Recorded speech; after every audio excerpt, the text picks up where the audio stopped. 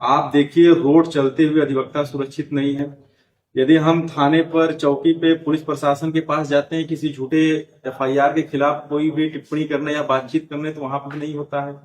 उल्टा अधिवक्ता के खिलाफ जो एफआईआर होता है, मुकदमा होता है, ये कहीं ना कहीं सोचने की बात है।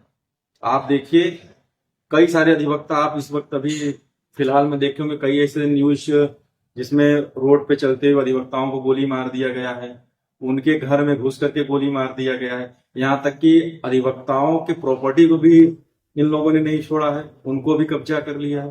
तो ये मुझे लगता है एक बहुत बड़ा विषय है।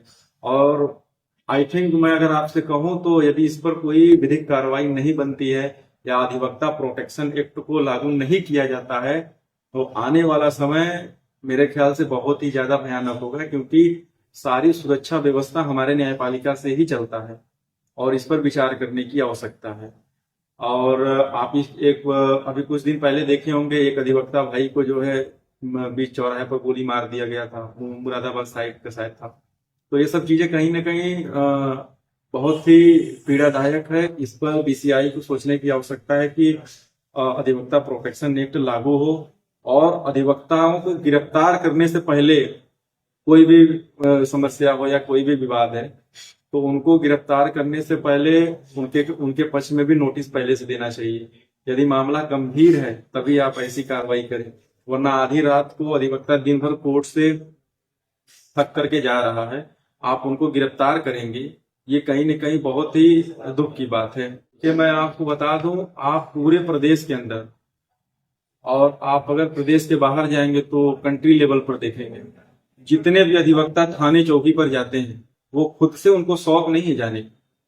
पीड़ित, जब पुलिस प्रशासन पीड़ित को प्रताड़ित करता है, उनको सताता है, तभी वो भाग करके अधिवक्ताओं के पास आते हैं।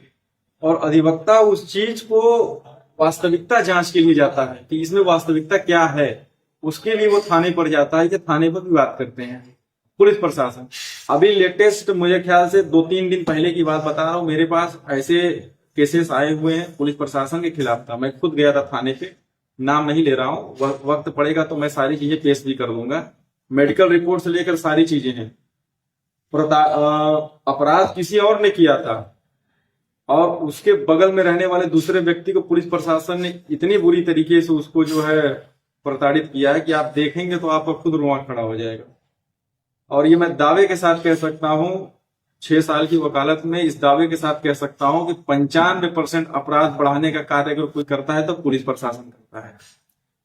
आप किसी को अलानाहक जेल में डालेंगे, आप किसी को अलानाहक मुकदमे में फंसाएंगे, किसी के घर को बर्बाद करेंगे, तो वो जेल से बाहर निकलने के बाद जो है संत थोड़ी बनेगा, वो भी गलत काम करेगा। और इसलिए करेगा कि जब वो जान ही गया कि मुकदमा हो ही रहा है, एफआईआर हो ही रहा है, घर तो मेरा तोड़ ही दिए हैं झूठे मुकदमे में लगा करके, तो क्यों ना मैं इसी रास्ते पर अपनाऊं। ऐसे 8-9 मुकदमे अभी आप जब कहेंगे मैं आपको दिखा दूंगा। कि कल मैंने एक फाइल दाखिल किया है, फर्जी, उसमें जो है उम्र कैद की सजा, ऐसे ऐसे धारा उस पर संगीन लगा दिया है कि मैं आपसे क्या बताऊं। कोई मुकदमा नहीं।